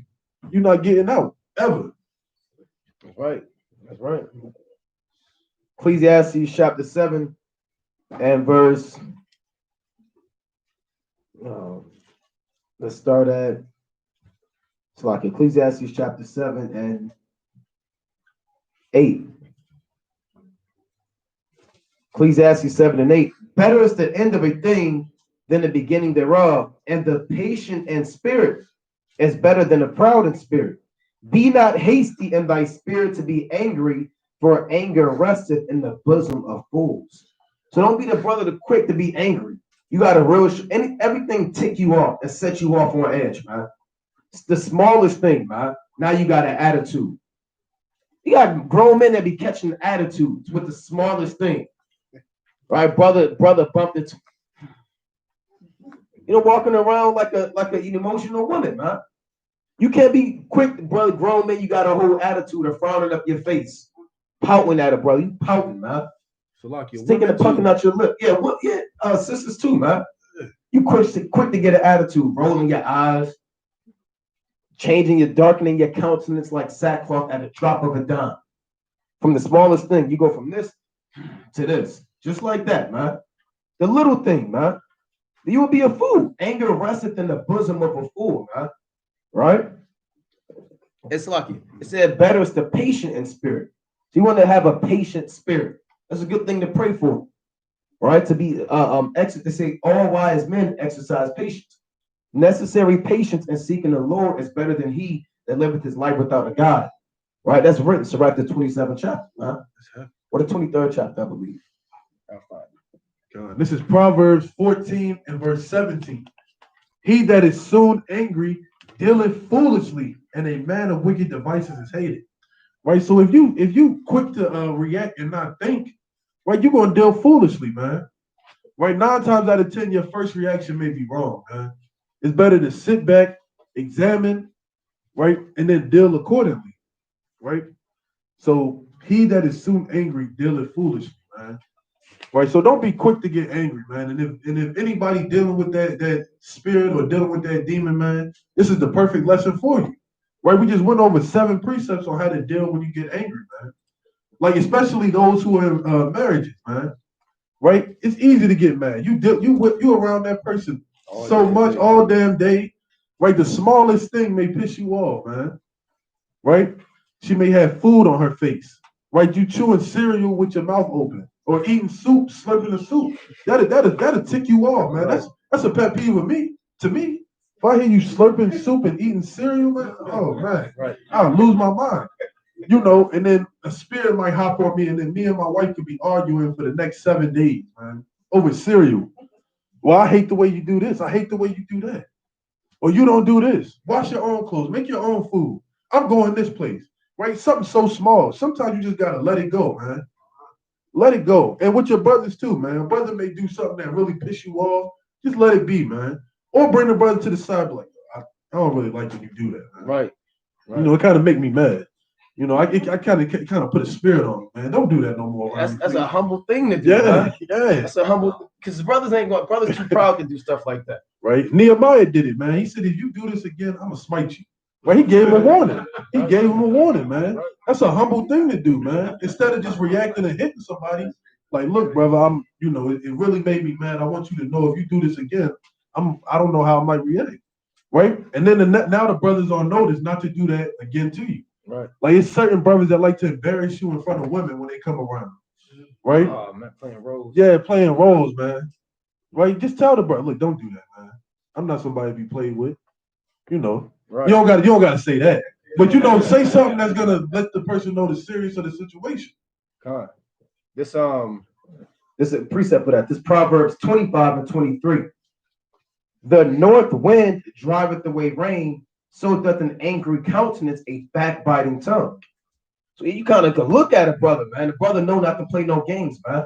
You catch the brother backbite, you give a brother like you can have an angry countenance, man. That'll shut a brother down, man. That shut kids down, man. Kids be there doing stuff, you come in the room and they stop, man. Right? So if you got a brother that's a backbiter, he doing something, get that brother kind of an angry countenance, man. Now the brother know, hold on, I know the brother had that. He look like that. Hey. The right brother do the right look, man. The brother shut down, man. And all you brother, you got that angry countenance, man. Let you know, look, this brother, I can't play no games with this brother, man. Let me stop backbiting, man. Before he put hands on, it look like he gonna whip my, do something to me, man. Tahar does that. Yeah. Tahar give you that look, you be like, oh man, he looking kind of angry right now. But this Proverbs 25 and verse 15. By long forbearing is a prince persuaded, and a soft tongue breaketh the bone. Right?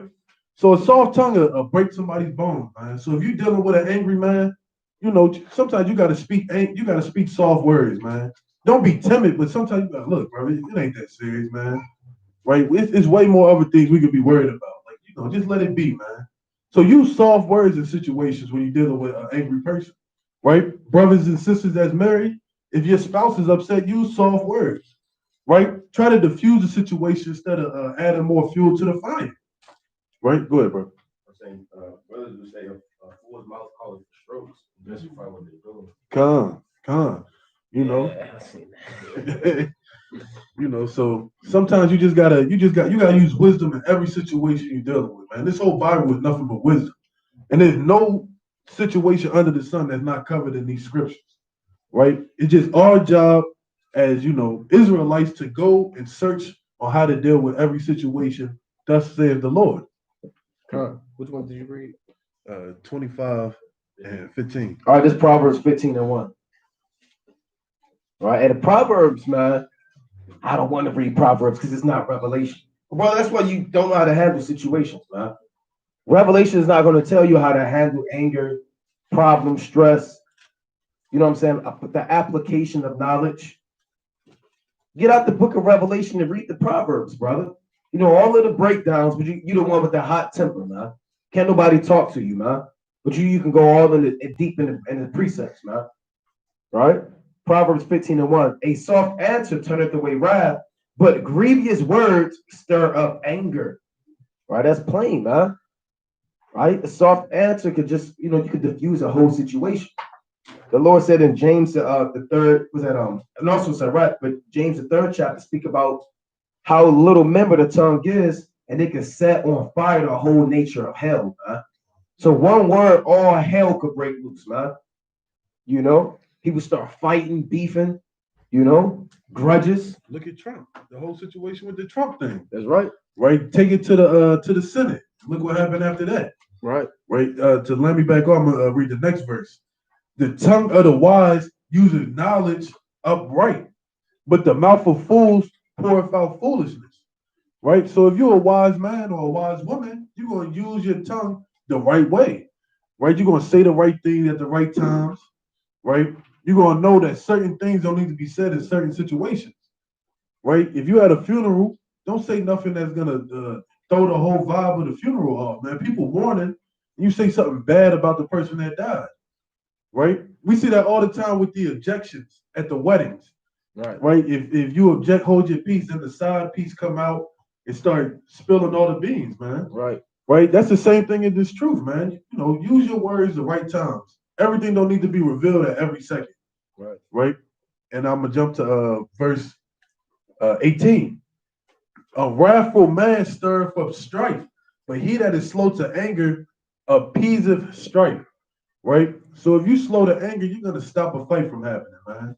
If you slow to anger, you're gonna help a brother that you may be out on the streets teaching get that understanding. Right? Because you ain't so quick to hop on the brother because he don't get it, or you feel like he's scoffing. Okay, we go back to it. Matthew, the 5th chapter, and the 26th verse. Matthew 5 and 26. Verily I say unto thee, thou shalt by in no means come out thence till thou hast paid the utmost far thing. Right. Like you do something stupid. Now your bail is down $700,000, man. Right? That's the utmost farthing. Verse 27. Ye have heard that it was said of old times, thou shalt not commit adultery. Yeah, that's the law. Thou shalt not commit adultery. Leviticus 20 and 10. And Exodus. Okay. Exodus 20 and Leviticus 20. Salaki, right. But I say unto you that whosoever look on a woman to lust after her have committed adultery with her already in his heart. See that? You see that? So a lot of you brothers, man, you undressing women with their eyes. I wonder what so-and-so, man. Right? Gee, she got brothers like, hey, that's lust in that, and that's a brother woman, man. He don't know what to do with that, man. You know what I'm saying? You sitting there talking to another brother, you see that right there, that's me. Give me 3 months, man. Give me 3 months. That's wicked, man. Brother be having whole plans and schemes, man. Right. Lusting after a woman in your heart, that's adultery, man. You don't have to do the physical act. It all starts, the Lord said in Mark chapter 7, from within defiles the man. For out of the heart of man defiles, I'm paraphrasing. And he listed several things that man meditates on in wickedness that would defile your entire spirit, man. Here you are saying, I don't eat pork, but you are defiled in your thoughts, man. Thinking about adultery, thinking about lasciviousness. You watching all types of pornography, doing all types of websites, man. You can't help yourself. You got a problem. Look, Orion said that he don't know what to do with that spirit. And you got brothers that said he don't know what to do with that, man. I'm a real man. I know more breakdowns than him, man. Right? Tell your husband, get on my level, man. Right? You sending his woman videos and you breaking it down. She's sneaking off watching his videos in the bathroom. You know what I'm saying? She changed his name and phone to mom with a heart on it. All types of. All right. You see that? You see that? All types of wickedness, man. Right? So don't be, and women don't be lusting after men too, man. You got a whole husband. You looking at this brother's beard all day, man. Look at that brother beard. Then you look at your husband's beard. It don't connect. Then you look at his beard like, boy. Now all of a sudden, now you always asking this brother to hand you something. Can you hand me that? Can you hand me that water? Hey, I was thinking, you know what I'm saying? Abusing the Sound like a Tyler Perry. Yeah. Shalom, where'd you get your Michi from? I was thinking about getting my husband one. Eve got game too, man. On the left hand side, man. You mind lifting this up for me, how do these friends look on the back of my dress? You see that? So, and the brother, you put the brother in the bind, man. You hunting for this brother's soul. So no lusting after people in your heart, man. That's adultery. You got something? God. This is the book of 2 Samuel, chapter 11 and verse 2. And it came to pass in an evening tide that David arose from off his bed and walked upon the roof of the king's house. And from the roof he saw a woman washing herself, and the woman was very beautiful to look upon. Right? So David, he looked out, he saw a woman washing herself, and she was beautiful, Verse 3, and David sent and inquired after the woman, and one said, is not this Bathsheba, the daughter of Elam, the wife of Uriah the Hittite? And David sent messengers and took her, and she came in unto him, and he lay with her. For she was purified from her uncleanness, and she returned into her house. Dang. So David was like, yeah, I know who Uriah is, but I want his wife. So he sent messengers over there and took his wife and laid with her. And I'm not going to read the whole account, but lo and behold, she got pregnant, and he told Uriah to stay and lay with her. And he was like, I can't forsake my brothers. We out fighting. That's a loyal brother. Yeah, that's a loyal brother, man. Oh. But David was burning in his lust, man. He wanted it, man. Right? He looked upon her. He committed adultery with his eyes first, like the brother said. What defiles you is inside the body, man. Inside the heart, man. That's why the Lord said the heart is deceitful above all things, man. Right? What the heart may want may not be what the spirit need, man. Right. It's usually not what the spirit needs. My heart may tell me I need 10 cars. Right. Right. What do I need 10 cars for? Right. I need an Xbox and a PS5. And I need a big screen TV. Right. In my own room where nobody can bother me. Well, what does that profit me? Right. Right. Now we quoting it, but we're gonna read it in St. Mark chapter 7 and 20.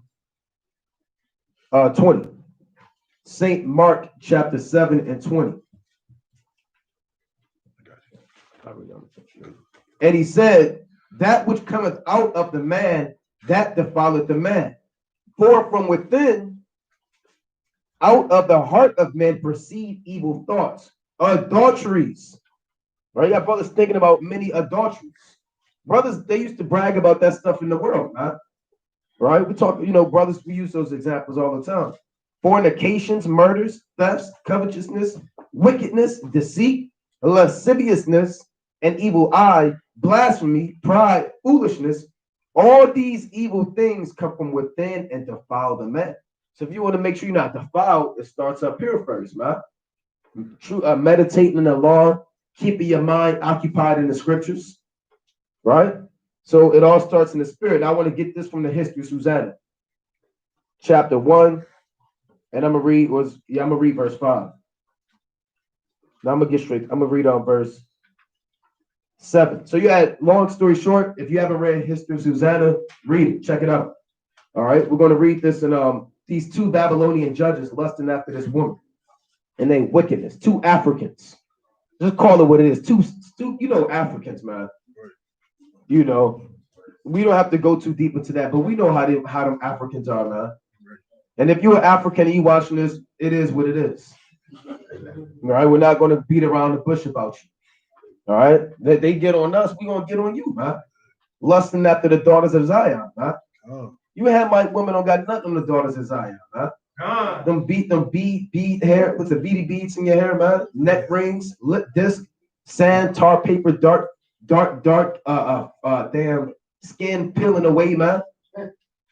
Right? Permanent ash. Yeah, permanent ash. The Lord not dealing with you, Hamite woman, man.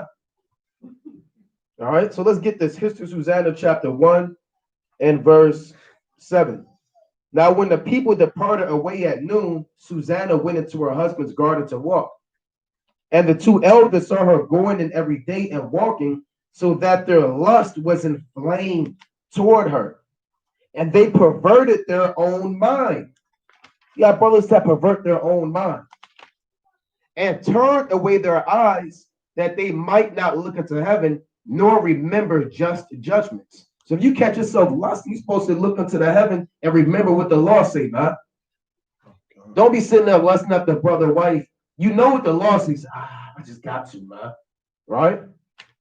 Verse 10. And albeit they both were wounded with her love. And she didn't love them. You know what I'm saying? But they was in love with this sister. She don't even know them, huh? Just lusting, fantasizing. Yet there's not one show another his grief. Right? So I'm gonna read on. And they ain't check each other.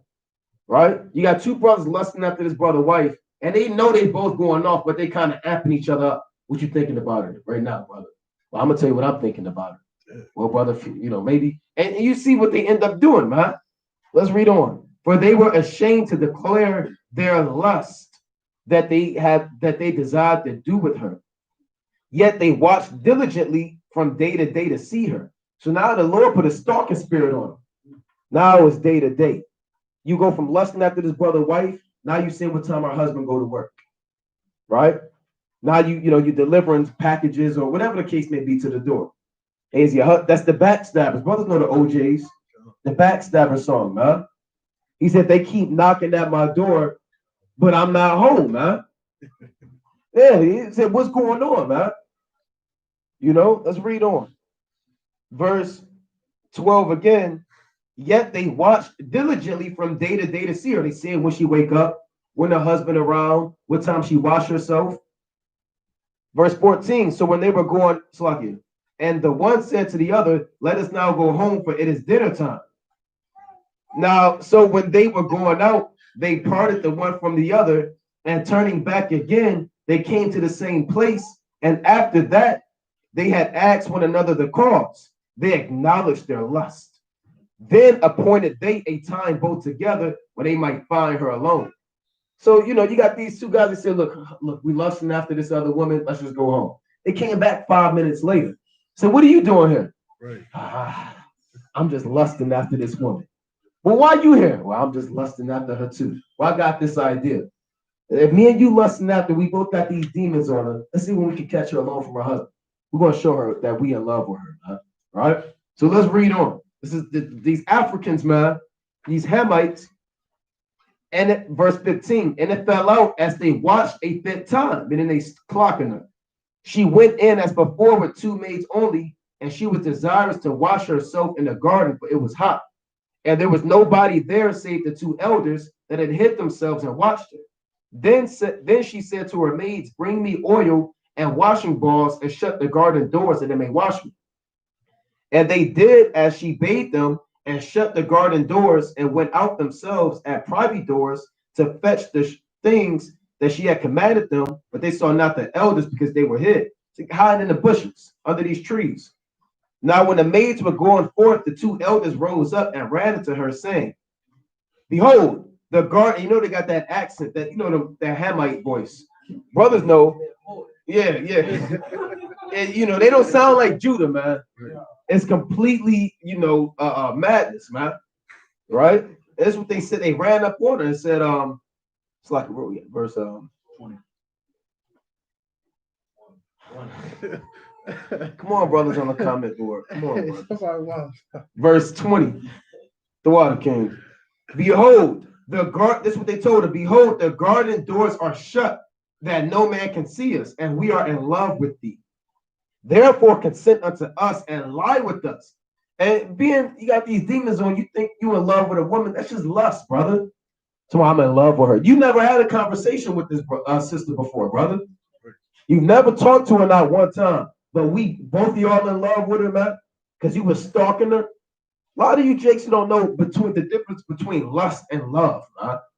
Right? Especially these heathen. That's what into all types of, they say homosexuality is love. Right? Or a pedophile, that's man-boy love. You have the National Association for Man-Boy Love, right? So they said, we are in love with thee, Salakia. Therefore consent unto us and lie with us. And thou wilt not, we will bear false witness against thee that a young man was with thee, and therefore thou didst send away thy maids from thee. It said, if you don't deal with both of us, we're going to lie and say that you was out here with a young man committing adultery. Right? And I'm not going to read the whole thing, but you can read the rest of it. Right? It gets good, man. Right? It gets good. So you got these brothers that be lusting after other women, man. You know? Yeah, brother, you can get her. You know, you got brothers that be setting up different schemes, man. Putting people in situations. You know? Yeah. If you want to see it, watch the ID channel, man. Right. The ID channel was off, man. Yeah, but it's backed off of lust. Yeah, killing people so they can be with the mistresses and stuff. Yeah. This is crazy. This is Job, the 31st chapter and the 7th verse. If my steps have turned out of the way, and my heart walked after mine eyes, and if any blot have cleaved to my hands, right? This is Job making a solemn oath, like, man, if I leave from this truth, if I hold sin in my hand, this is what he says. Then let me sow and let another eat. Yea, let my offspring be rooted out. If my heart have been deceived by a woman, or if I have laid down and wait at my neighbor's door, then let my wife grind upon another, and let others bow down upon her. For this is a heinous crime. Yea, is an iniquity to be punished by the judges, for it is a fire that consumeth to destruction, and would root out all mine increase. Right, so Joe, that's a heavy thing to say. If I walk away from these law, statutes, and commandments, let another man grind upon that which is mine. Right, that's a bold thing to say, man. Right, that's a bold thing to say. Right, and that's a heinous crime right there, man. That's a heinous act to lay down with another man's wife, man. You should be anybody who's dealt with that. They should be ashamed of that. That's a horrible thing to do. Right. Yeah, but you know, like the brother said, you got brothers, so while you busy lusting after another brother wife, the Most High may put a spirit on your wife. Now she lusting after another brother. That's what Job is saying, man. Look, if I you try to read that again, Bob Kishore. Job 31:9.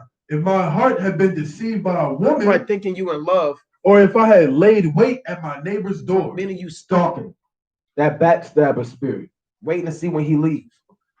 Then let my wife grind unto another. We know what that's talking about. Right. We don't have to go in depth. Let your wife grind unto another. Go on. And let others bow down upon her. What does that mean? We know what that means. Bow down upon her. That don't mean bow down or kiss her feet. Right? Let's go to Sabbath chapter 9. All right. I want to break it down, but brothers understand. All right. So the scriptures get real, man. They are real, man. I got to put precepts of chapter 9 and verse. I'm going to get straight to the point. 8. Sirach chapter 9 and 8. It reads, turn away thine eye from a beautiful woman, and look not upon another's beauty. For many have been deceived by the beauty of a woman, for herewith love is kindled as a fire. Right? You see that? You sitting there looking at this brother's woman, now you in love, huh? Right? She said, I'm married. Oh, that doesn't matter. Right? What does that mean? Right? Reading on. Sit not at all with another man's wife. Sit not at all with another man's wife. Oh, we were just having drinks. Right? You can't be sitting with another man's wife. Man, she tell you, man, let me buy you a drink, though. Right? Let me just take you out for coffee. Right? You sitting there, okay, yes. You know, now you out there, you know, now you got to come up with lies and tell your husband why you're not back at damn home at time, huh? Oh, it was traffic. It was a long line. They didn't have the groceries, the ones I wanted, so I had to go to this store. Then I had to go to this store. All types of excuses, man. You know? So you can't even sit with another man's wife, man. That's my friend. We best friends. Right? Your brother seen Brown Sugar, man. Right? You seen that. Brothers didn't see it. You know what I'm talking about. Right? With Omar Epps. And then Sanaa Lathan. Boris Kojo. Yeah, Boris Kojo. I got marriage on my venue. Yeah, man. And then they was best friends. But you see how that whole thing worked out, man. Sitting with his wife, man. Don't let no brother sit with your wife. Yeah, brother, can I talk to your rib for a minute? I want to talk to you. Okay, brother. Okay. Hey, brother, I'm taking your rib to the store. I'll be right back, brother. She like, all right. And then she kind of, tell you shalom. And you sitting there, all right, brother, that's a cool brother right there. He took my wife to the store. That's my man. Ain't nothing like this, brother. And guess what happened when he come back, man? You'll find out 9 months later. Verse 10. No, that's all I wanted that. Right? So sitting out at all with another man's wife, man. You sitting there pouring her drinks and she making your food. You at the feast day, she make this other husband plate before she make yours, man. Somehow he was bringing it out today. Right? Proverbs chapter 7 and verse 18 or verse 17. I have perfumed my bed with myrrh, aloes, and cinnamon. Come, let us take our fill of love until the morning. Let us celeste ourselves with love. For the good man is not at home. He is gone a long journey. He hath taken a bag of money with him and will come home at the appointed day. Right? Right. That's twofold. Right. That's speaking about Yahweh coming back for Israel at that appointed day, and we being fulfilled with all these wicked women, which is these philosophies. And on another fold, that's speaking about an adulterous woman. Right? She do any and everything that gets you ready, get you to that point. Right? Get you to that point where you start shaking and you sweating. Right? You put yourself in a bad situation. With much fair speech, she caused him to yield. With flattering of her lips, she forced him. He goeth after her straightway, and the ox goeth to the slaughter, or as a fool to the correction of the stocks. Right? He go after her like an ox getting ready to be put to death, to be eaten. Right? Verse 23. Till a dart strike through his liver, as a bird hasteneth to the snare, and knoweth not that is it for his, or Salakia, knoweth that it is for his life. Right? So a dart gonna go through that man's liver while he committing adultery, and that good man come home and catch him with his wife. Right? And the only way a dart gonna go through your liver is because you're back facing the door. Right? You ain't gonna see that man come in because you was doing that heinous act. Right? And then you got put to death, man. You got judged for that. Right? So get that adulterous spirit out of Israel, man. Right? And sisters, don't lead brothers astray by posting provocative pictures on Instagram, Facebook, and all these other social media sites, man. And don't be in other brothers' messages when you married, man. So what my husband said that, no, he didn't, man. Can you break this down for me and my husband? Right? Your husband should be asking, man. And don't let your women do that, man. Don't let your woman go in another brother's message and go ask him for it. That's their elder. Right? That's not in the scripture, man. You as a man should be handling the situation in your household, man. And you brothers, women married, but you're talking about shalom, aqua. Right? That's off, man. Right? You should not speak to another man's wife unless that man is in the presence and you say shalom, and that's it. Right. That's it. Yeah, when you don't have no conversation with another man's wife. Right. What do y'all have to talk about? Right. Y'all don't have nothing to talk about. Right. And that's a slippery slope when you go down. Yeah. You might strike a nerve. Right. Well, nobody spoke to me like that in a good minute. Right. Next thing you know, she waiting for you to come through the door so you can speak to her. Right. That's off, man. Yeah, you always asking the brother, where your rib at? Is she coming to the feast day, brother? Where your rib at, brother? Right? You salute the brother, you checking out, seeing where his rib at. She ain't come today. All right, maybe next week. I wasted this outfit for nothing. Right? You got brothers that put on their best garment for another brother's woman. Right? She ain't show up. All right, next week, right? Right? This Proverbs chapter 6. All right, that adultery is heavy in Israel, man. You got brothers that do that in the truth. Proverbs chapter 6 and verse 25. Right? Proverbs 6 and 25. Lust not after her beauty in thine heart, neither let her take thee with her eyelids. So you don't lust after her beauty, and don't let her get you with them looks, man. Like the brother said, it shouldn't be nothing to talk about. She's sitting here making eye contact with you across the room. Then you catch a look at this. Then she look away. That's all it takes sometimes, man. Big eyelash. Yeah, that's now, brother. Not everybody know what that look was, man. You don't even have to have words. It's just one look. Now both of y'all know what time it is, right? Reading on. Verse 26. For by means of a whorish woman, a man is brought to a piece of bread, and the adulteress will hunt for the precious life. Meaning a woman could bring you to nothing, huh? And you got adulteress, they hunt for men, right? They looking at men, right? While they out at the damn bar. They may be out in the club, right? They show up just to look at brothers. Yeah, that one, he looks simple, right? That's the one I want right there. He don't know no scriptures. He not strong in the Lord. That's the one I want right there. Right? I got to get out this marriage. Right? Reading on. Verse 27. Can a man take fire in his bosom and his clothes not be burnt? That's a rhetorical question. Of course, your clothes going to get burnt. You playing with fire. So it's like, can one go upon hot coals and his feet not be burned? So he that goeth into his neighbor's wife, whosoever toucheth her shall not be innocent. Men do not despise a thief if he still to satisfy his soul when he is hungry. Right? If a brother's starving and he catch him taking the damn orange, you ain't gonna get too mad, right? Because he gotta eat. But if he be found, he shall restore sevenfold. He shall give all the substance of his house. But whoso committeth adultery with a woman lacketh understanding. He that doeth it destroyeth his own soul. A wound and dishonor shall he get, and his reproach shall not be wiped away. Who gonna give him the wounds and the dishonor? The other man when he catch you, man. Right? For jealousy is the rage of a man.